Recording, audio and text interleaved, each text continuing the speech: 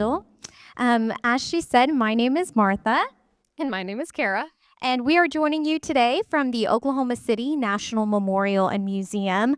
Since late September, we have been on a journey of hope to visit all 77 counties in Oklahoma, sharing stories of courage, resilience, and strength. So far, we visited a lot of schools, particularly middle schools and high schools, and presented this program in front of over 9,000 students around the state, and we visited 25 counties.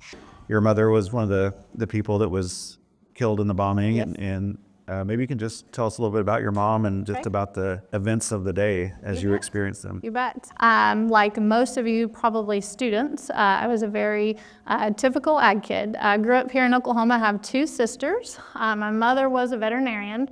I worked for the USDA as a veterinary medical officer. So her office was there in Oklahoma City. My mom went to school here. It is a requirement if you're a part of our family that you attend Oklahoma State University. And she actually worked at the Department of she worked for USDA during the time of the bombing, but she had worked at the Department of Ag prior to that. And so for us, the typical morning, right? My mom was headed to, actually was supposed to come here to Stillwater to the College of Veterinary Medicine to give a presentation, but had to stop by the office first to pick up some things. For me, I was at a typical day of school.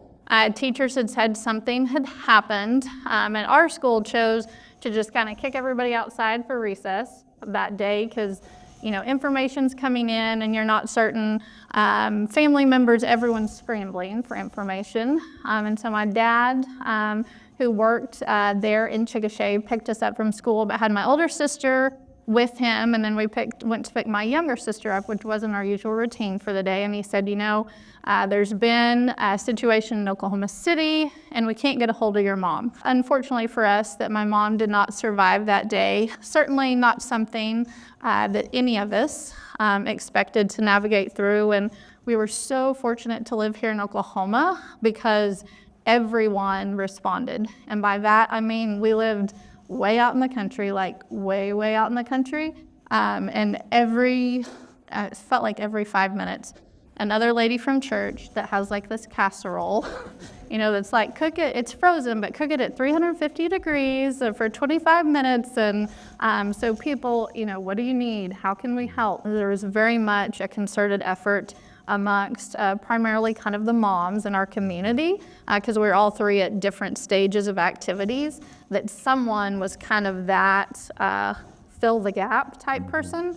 If it was prom dress shopping, as it was, okay, your junior high, band concert, those type things, which is, I mean, that's why Oklahoma is very special. There's lots of special places in the world, but people gave up their time, which really is the one thing that is most precious to people. You know, I think that's, and I'm sure people sitting around this room, a lot of you have gone through a traumatic situation in your life, whether that's losing a loved one or a terrible accident. And I think what happens is that initial response is everyone's there, right? Do you know everyone's responding, but then everyone goes back to the regular routines. And so many things of what I do every single day would be a lot different if I hadn't lost my mom. Some of those good, some of those bad. You know, what do you hope that people will take away, like sort of as a legacy, maybe of your mom or others, that they can carry with them and maybe, you know,